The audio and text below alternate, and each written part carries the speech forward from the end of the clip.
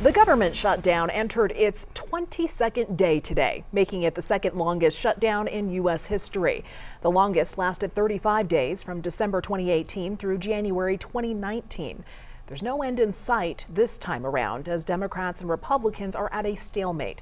Democratic leaders are demanding a White House meeting to negotiate. President Donald Trump again refusing unless they pass the GOP funding bill. Meanwhile, federal employees are preparing to miss a full paycheck, and food aid programs for families in need are running out of money. Colorado leaders are taking these problems into their own hands, providing a solution for those who need some extra help right now. And today, Governor Polis announced the state's plan to help feed families in Colorado as there is a pause on federal SNAP funding, including a request for $10 million in emergency funding. Denver 7's Adra Irahita shows us the impact Coloradans are expected to feel and how this could help.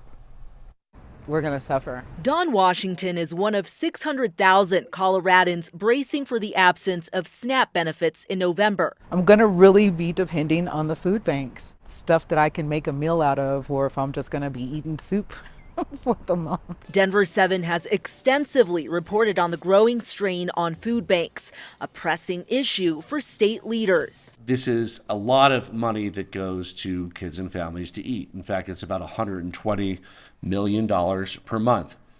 Obviously not something the state can afford to backfill. Now, Governor Polis is requesting $10 million in emergency funds from the Joint Budget Committee to support food banks across the state. Obviously, the $10 million is certainly not enough to fill the gap, but it is amplified. It might be more like 30 or 40 million of retail buying power, even higher. We've discovered 50% of SNAP recipients are children, 10% are elderly, and 15% are living with disabilities.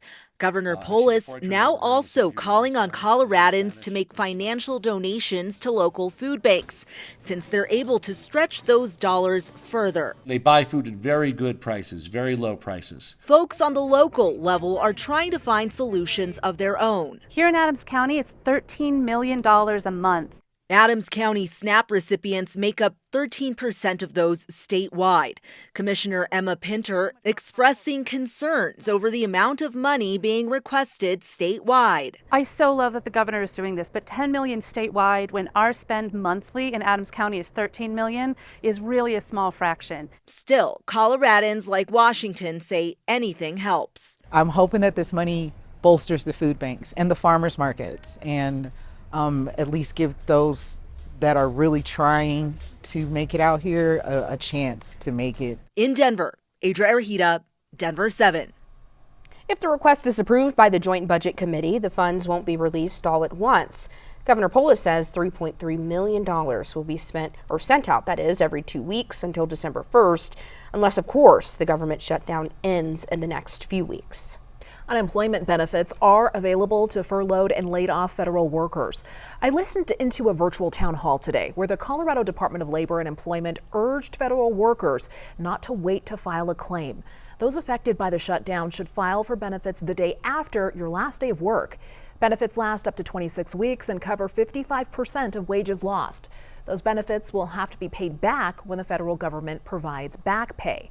Now, coming up on Denver 7 News at 6, I asked CDLE about benefits for essential federal employees working without pay. And I found out what happens if the Trump administration follows through on threats that the government will not guarantee back pay after the shutdown ends. Denver 7 is stepping in to help federal workers put food on the table through our Denver 7 Gives program. You can scan the QR code on your screen or go to denver7.com/gives. We will be sure to follow up with stories on how your generosity is lifting up those in our community.